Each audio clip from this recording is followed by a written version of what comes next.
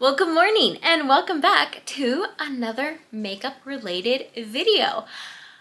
If you're new here, my name is Emma, and on this channel we talk all things beauty and we have a lot of fun doing it. If you are a returning subscriber, thank you so much for being here. All of you have no idea how much I appreciate you coming back, continuing to subscribe, continuing to watch my content all the way through to the end, because that helps a lot.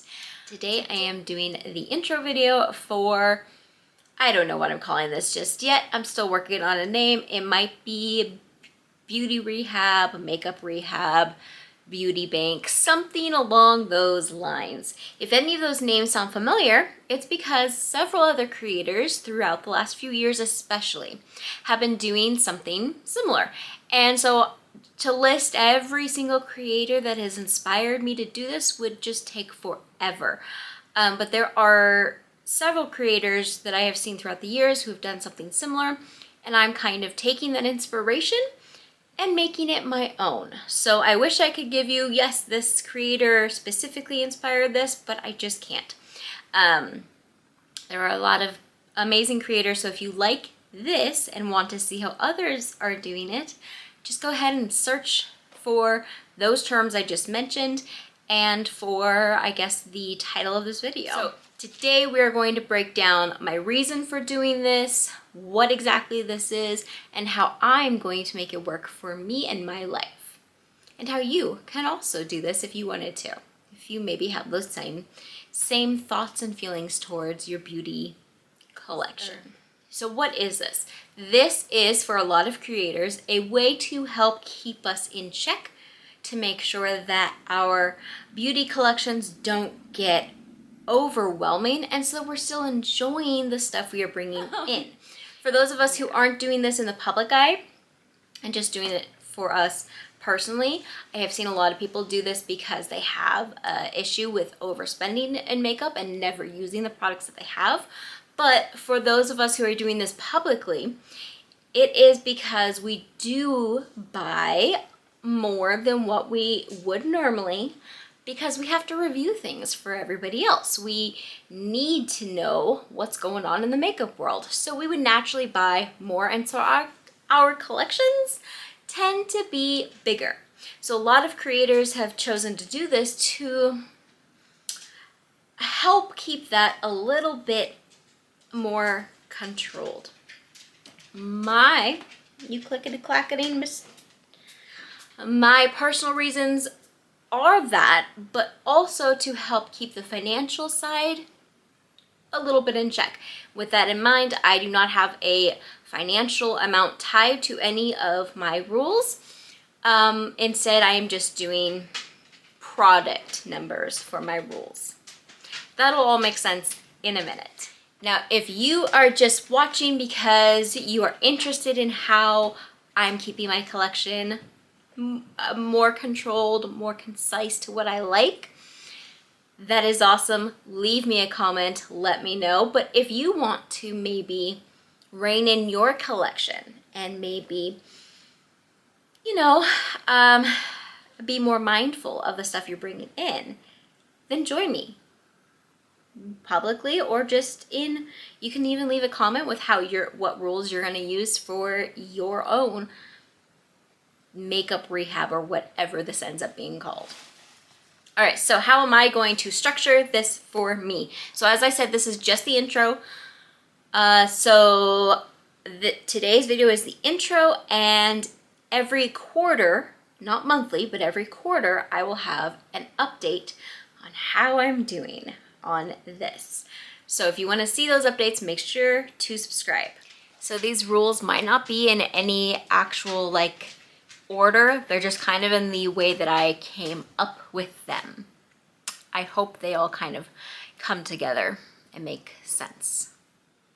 So the first rule is that I'm going to have a total of 2 months that are absolutely no spend, no buying of everything beauty. And I already did that.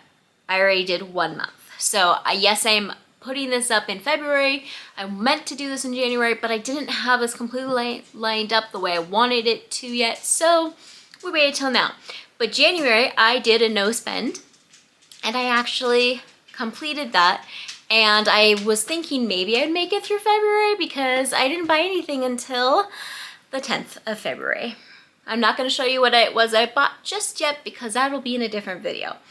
But I did my first month, which was January, no spend. So I do need to, during the rest of 2024, have one other month that is a full no spend. Now I'm not going to pick the month now, but I just have to have that in my back of my head. Hey, you need to complete another month of no spend. February can't be it because I already bought something in February. I'm going to put a limit on the amount of products that I'm going to buy. So the total amount of products for beauty, that includes makeup, skincare, hair care, and even stuff such as like deodorants, if, hear me correctly, if it is not a necessary purchase. Now, what is a necessary purchase? Necessary purchase is, yes, I have to have deodorant. But if I'm buying 4 deodorants, that's not necessary. 1 deodorant to replace my deodorant is necessary. 4 is not. So those 3 extra would count against me. So I hope that kind of makes sense. Hair care, I'm not gonna bother showing you my shampoo as it comes in and out because that just hasn't changed for years. Now, if I get a shampoo that's new that I want to try, then I'd show you that. So that's kind of what I mean by necessary. So my total points that I am allowing myself to use for the whole year, the total starting points is 24. 24 items within those categories. Now, those points can go up and those points go down. And I will explain that in a moment. Of those 24 points, I'm only allowing a maximum of 8 of those points to be used on lip products. With the exception of 1 lip product, there is absolutely no other lip products I actually need. And if you have seen my lip declutter, you saw that I have a lot of lip products that I should go through. So that's why I'm putting 8, only 8 of those total points can be used on lip products. That is my goal. Before we explain how the points work, I'm going to explain what does not count in the points. So like I said, nothing that is a necessary purchase counts. Other things that do not count are gifts, items bought with gift cards, because those were given to me, so they're gifts. Point purchases. So I have a lot of Ulta points that I've been saving up and I'm continuing to save. Whatever I end up buying specifically with those points will not count against my numbers. If you hear crinkling in the background is my puppy playing with one of her toys because, you know, when I'm filming is the best time to make noise. Darcy, can you find a quieter toy? No, I didn't think so. And then the last thing that won't count against it is if I am sent any PR. Currently, that's not a thing, but hopefully maybe at some point during this year that might start becoming a thing. And if it does, those will not count against these points. So these 24 points are specifically things that I buy with my own money that are not gifts, that are not PR, that are not gifted to me. The points are basically 1 point equals 1 product, not $1. 1 point equals 1 product. So if I buy something that's sold as a set, let's say I buy a set of 3 mini lipsticks. That does not count as 3 items. It counts as 1 item because it is made into a set. On the other hand, a bundle would count as 3 if it was a bundle purchase to save money, like a buy 2 get 1 50% off or something like that, and that would count as 3 items even though it's a bundle because it's not always sold as that. Versus a set, that set is going to continue to be sold as that one set. Can't break it up. Versus a bundle you could break up.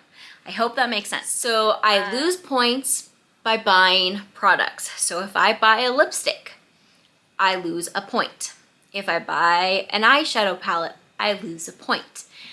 But I can also add in points. And how I do that is by using the products, not decluttering. Decluttered products, just for the sake of decluttering, does not count as a point, as a positive point. Using the products counts as a point. So how that's going to work is I will get half a point for every pan I hit in an eyeshadow, like an individual eyeshadow, even an individual eyeshadow within a palette, for every pan I hit in a powdered